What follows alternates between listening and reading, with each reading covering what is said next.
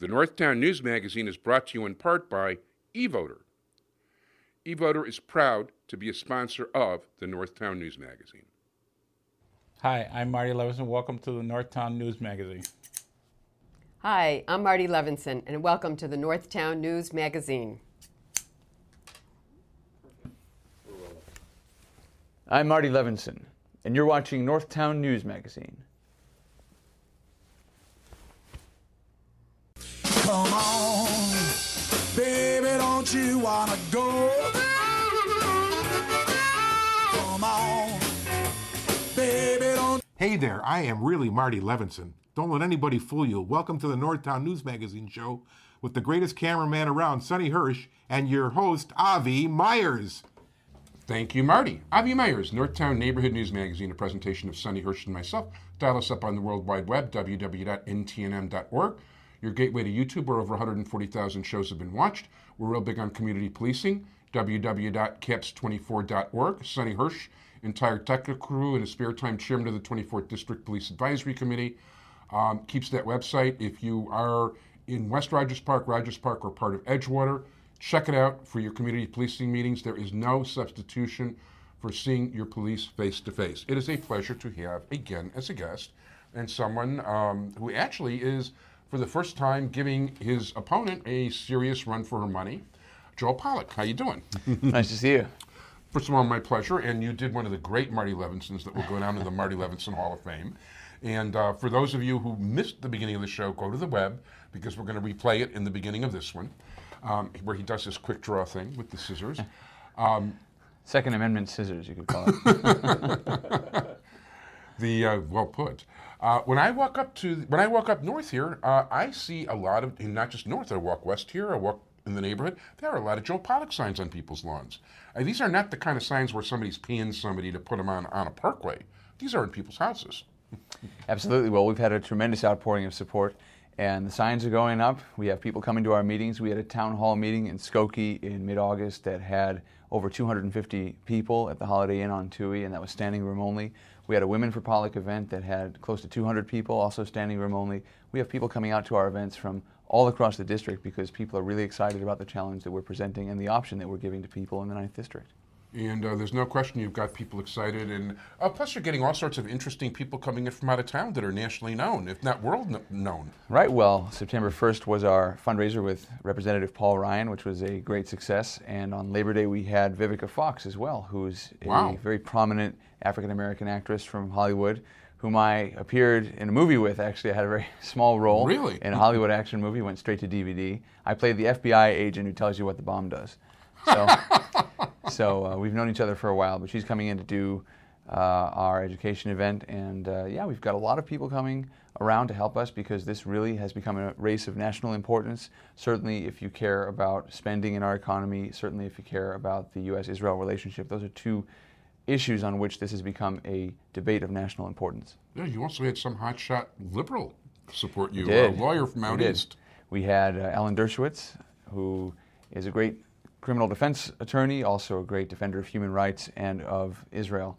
And he came out, I'm the first Republican he's ever come to campaign for. And he did so because he's very worried about the direction our foreign policy is taking right now. As he said at our event, he is concerned that America right now is treating friends like enemies and enemies like friends, and we don't achieve our goals by doing that. So he's very concerned, and the administration has really not been listening. And very few of our local representatives on the Democratic side have been forthcoming in criticizing that. I know Ira Silverstein did speak out. My opponent did not, and Alan Dershowitz really wants to make it clear where he stands, and there are many Democrats who feel the same way. Very good. Now, even though some people are doing things like even if they have decent AIPAC voting records or signed that letter to Obama, they're not willing to say a bad word about Obama. They're not willing to say a bad word about his action. They're not willing to do anything publicly. And frankly, when certain people, and I'll let you mention their names, might have an AIPAC voting record that's 100%, but still support J Street, which I tend to think is very anti-Israel in many ways. I mean, they can say you're for Israel and all the rest of it. You kind of have blinders on if you think that's a wise way which to go about things. Well, it's not just a question of voting record. What comes up in Congress for a vote often is a resolution or a funding choice, and that's fairly easy. Right now, the issues facing Israel and the United States are grave. For Israel, it's an existential threat to have Iran building nuclear weapons virtually next door because Hamas and Hezbollah are camped on Israel's borders. And what we really need are people who are going to lead on the floor of the House of Representatives, people who are going to really push the administration to stand by Israel and who are going to send the signal that the United States will regard an attack on Israel as an attack on America, and we will defend Israel. If Israel needs to launch a preemptive strike to defend itself, the United States should and must support it, and we need to send that signal loud and clear. When you align with J Street, I have respect for people who believe that J Street is their voice, that's fine, but I think the leadership of the J Street organization is really determined to sideline any opposition to the Obama administration. They've produced some very incendiary videos that attack Joe Lieberman, they've attacked Alan Dershowitz, they've attacked Elie Wiesel. Essentially, they're attacking very powerful pro-Israel voices in the Jewish community, and there's evidence emerging now that they helped orchestrate that big flap back in March over housing development in Jerusalem. And they're really pushing the Obama administration in the opposite direction of the one that's needed at a critical time for Israel's security and for America's security. So I believe that a strong alliance with J Street, at the very least, is not what people in this district want. And my opponents also had Helen Thomas come to headline her fundraiser. Now, she had Helen Thomas before she said those famous anti-Semitic remarks, but Helen Thomas's record on Israel was clear for many years. Her view was described once as the Hezbollah view, and I challenged Jan Schakowsky the day before her fundraiser to repudiate those anti-Israel views of Helen Thomas, and she didn't, and didn't even mention them when she had the Helen Thomas event. So it really is a question of who you're aligning yourself with, and this district, which has a very strong record of being pro-Israel, overwhelmingly pro-Israel, not just in the Jewish community, by the way, but that's shared very widely within the district. People want a strong U.S.-Israel relationship, and people want a voice in Congress that reflects that and leads that. No, that would be terrific. I did, in fact, ask Jane Schakowsky about Helen Thomas, and she did no repudiation. She did mention it. I felt a little bad in some ways, but the truth of the matter is, you know, she should be, what is she doing supporting him? And then it comes out afterwards that there is no question but that Helen Thomas's views on the Middle East have been known for a long time, but people have been ignoring it. I think it's come to the time where we really have to stand up for the democracies of the world, not just Israel, by the way. We've been abandoning other allies. We pulled the rug out from under Poland with missile defense. We are letting a free trade agreement with Colombia sit around and Congress is not passing it. We've even snubbed Great Britain, whose soldiers are fighting and dying alongside ours in Afghanistan. This has got to stop. We've really got to start telling our enemies that we're going to stand by our allies so they won't mess with us. Yeah, but we do have a president that bows down to leaders of other countries who are Islamic. I think it's very naive. And I think that the great liberal president, FDR, Franklin Delano Roosevelt, said it best in 1937, 1940, 1941 when he tried to warn the American people about the dangers of appeasing dictators. He called in 1937 for quarantining the aggressors, and he was already concerned about the rise of fascism in Europe. Now, Roosevelt was the archetypal liberal president, big government programs to help get people back to work out of the Depression and so on.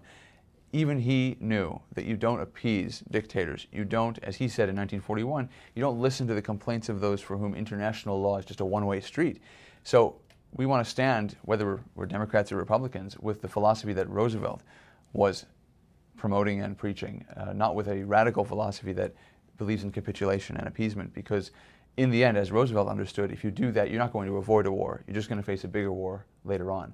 Of course we want to avoid war, but the way you do that, as with the Soviet Union, as with other enemies we faced off against in the past, is if you show strength and show a willingness to defend your allies, you can often win these conflicts without firing a shot. You know, it's interesting because one of my favorite philosophers of all time about these matters, who might not have been a real famous philosopher, was my mother, whose yahrzeit is actually today. And by the way, whose scissors that is that everybody twirls for the Marty Levinson Wow. bit. But she basically told me early on that the only thing that some people understand is force.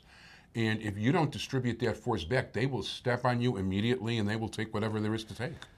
It's force, it's also courage. You know, the courage to defend your values and to defend your allies. And we are not showing that right now. We're trying to humble ourselves. And lately, the United States has been debasing itself before terrible abuses of human rights like Libya and Iran. Recently, we submitted a report to the UN Human Rights Council flagellating ourselves for all our terrible human rights abuses like a bad unemployment rate and so on. Now, who are we to submit ourselves to judgment, first of all, We are, who are these nations to judge us, I should say? Iran and Libya, these have the worst human rights records in the world, but we're letting them judge us, and we're embarrassed by some aspect of our economic performance as an indicator of human rights. I think the administration's priorities are totally off. And if we want to make human rights a real priority of our foreign policy, which I believe it should be standing up for the dissidents in Iran. We should be helping them, supporting them in their struggle to overthrow the unjust and completely fraudulent regime that has taken over their country and perverted every election there, and that's pushing them towards war with their neighbors. And I think we should be out there for Chinese dissidents, and I think we should be out there for everybody who is fighting for democracy and sharing our ideals, instead of which we're standing alongside the regimes. We're sending advisors to the military junta in Burma. We're trying to support Manuel Zelaya, a would-be dictator in Honduras, who my opponent flew personally to Honduras to visit and comfort and embrace, even after he had made outrageously anti-Semitic statements. So we're moving in the wrong direction, and somebody needs to stand up and say, hey, let's get back to the basics, get back to defending our allies, get back to defending democracy and real human rights. And when we do that, we'll be more secure as a country, and we'll also, I believe, be pursuing the right path for the rest of the world. No, I think so, and I think that's. I don't understand why more people don't get that sort of thing. It's, you know, just whatever so-called abuses that this country is doing. Everybody is. It's ridiculous. It's like flagellate yourself over the tiniest, smallest thing, when these people openly do things that are 50 times worse, and based on human trafficking and all the way down. It's just unbelievable. I had a very interesting meeting with 4 retired generals who came to the Chicago area to meet with candidates. And they met with my opponent as well and met with other candidates. And I had a discussion with them about human rights in the war against terrorism. And I agreed with them on many things. You know, my work was in the field of human rights as a legal researcher, and we saw eye to eye on many issues. And I think most Americans do not want their government to be torturing people. Most Americans would like to see the United States remain that beacon of human rights for the world. At the same time, we also have to recognize that some of what the administration is doing in the name of human rights is actually undermining human rights.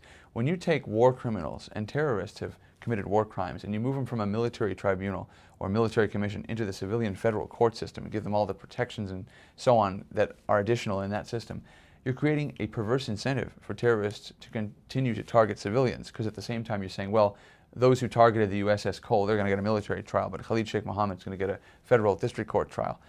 Perverse incentive. Why should they target military installations? They get a big trial, big fanfare, and so on in a federal court. And that's perverse, and that is actually undermining human rights, because the most fundamental human right is the right to live. And you've got to be able to defend yourself and defend citizens of a democracy from this constant onslaught that's coming from a small but very, very powerful, well-financed and armed fringe of a radical jihadist movement, and we have to stand up to that. You know, and they are powerful, and everybody knows about them, and their impact is unbelievable. I mean, all I got to do is go to the airport to know what these guys have been doing. And I did have my luggage looked at last time, and you know, at least they returned my new talus cover and sack. Did they check the tefillin? Actually, you know what? I carry those on. My mother taught me a long time ago that you always keep your tefillin with you at all times. Right. You never want to let that out. So that's in my carry-on. Right. That's for sure, and that carry-on stays with me. If people want to contact your campaign office? It's www.pollackforcongress.com, or you can give us a call, 312-912-8110.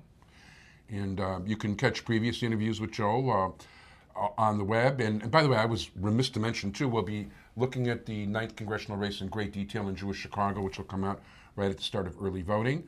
I want to wish you a lot of luck. We're going to invite you again back before the election. And pay attention to this race. This is a very interesting race that could prove to be causing a lot of waves. Thanks.